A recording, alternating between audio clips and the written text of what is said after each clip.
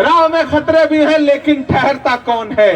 मौत कल आती है आज आ जाए डरता कौन है। राह में खतरे भी हैं लेकिन ठहरता कौन है। मौत कल आती है आज आ जाए डरता कौन है। तेरी लश्कर के मुकाबिल ये अकेला है मगर फैसला मैदान में होगा कि मरता कौन है। ये विधानसभा देखेगी, मांडर विधानसभा देखेगी कि साजिश करके पहले बंधु तिर्की साहब को मैदान से बाहर किया गया, सजा कराई गई। ये जो भाजपा के लोग हैं ये बड़े डरपोक लोग हैं, ये झूठे लोग हैं, ये सीधी लड़ाई नहीं लड़ पाते हैं तो ये चालबाजियां करते हैं, साजिशें करते हैं। जब बहादुर लोगों से मुकाबला मैदान में नहीं कर पाते हैं तो फिर तमाम तरह के तिकड़म लगा करके ये मैदान खाली करवाना चाहते हैं। लेकिन ये भूल गए कि बंधु तिर्की साहब की बेटी जो है वो उनके उसूलों पर चलने वाली बेटी है, उसको भी कोई झुका नहीं सकता। वो आगे बढ़ेगी और मांडर विधानसभा जीत करके स्टेट की असेंबली में पहुंचेगी। और मांडर वालों, इटकी वालों, पूरे सूबे में जा रहा हूं मैं, एक तरफा इंडिया की हवा चल रही है। मंदिरों में भजन चल रहा है, मस्जिदों में दुआ चल रही है। जिस तरफ भी नजर तुम उठाओ इंडिया की हवा चल रही है। उधर नफरत के जो खुराक लेके आए थे ना वो धीरे धीरे वापस जा रहे हैं। आप महसूस करिए बंधु भाई कि हेमंत विश्व शर्मा साहब की आवाज थोड़ी सी कमजोर पड़ गई है इन दिनों। अब बहुत घुसपैठिया बुला नहीं पा रहे हैं, उनको समझ में आ गया कि कोई अस्त्र काम नहीं कर रहा है। अरे योगी जी भी कम आ रहे हैं अब झारखंड, मोदी जी को भी समझ में आ गया इसलिए अब कल आ रहे हैं वो। तो उनको पता है कि कुछ भी कर लें, कितने भी जतन कर लें, झारखंड भोले लोगों का स्टेट है, सीधे सच्चे लोगों का स्टेट है।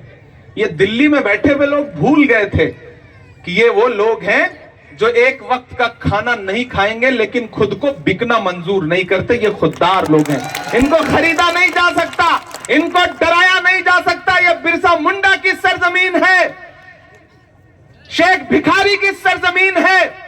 इस जमीन से खुददारी पनपती है। दिल्ली में बैठा हुआ कोई हाकिम यहां के लोगों को डरा नहीं सकता है। मैं आपसे अपील करने आया हूं और खास तौर से अपने समाज के लोगों से अपील करता हूं।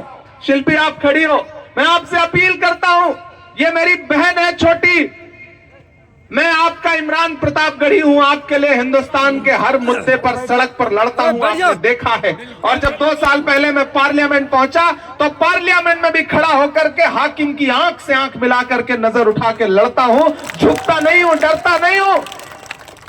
यह बहन की जीत मेरी जिम्मेदारी है। मुझसे राहुल गांधी जी ने कहा कि इमरान दोबारा जाना पड़े तो मांडर में जाओ, लोगों से अपील करो, एक भी वोट बिखरना नहीं चाहिए, बर्बाद नहीं होना चाहिए।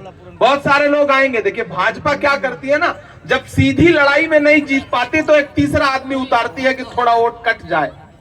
लेकिन कटने का मतलब है, एक भी वोट बर्बाद होने का मतलब है भाजपा को सीधे सीधे फायदा पहुंचना। नाराजगी है उसे दूर करो, शिकायत है उसे दूर करो, बदगुमानी है उसे किनारे रखो। क्योंकि जब लड़ाई बड़ी हो तो छोटी छोटी चीजें नजरअंदाज करनी पड़ती हैं।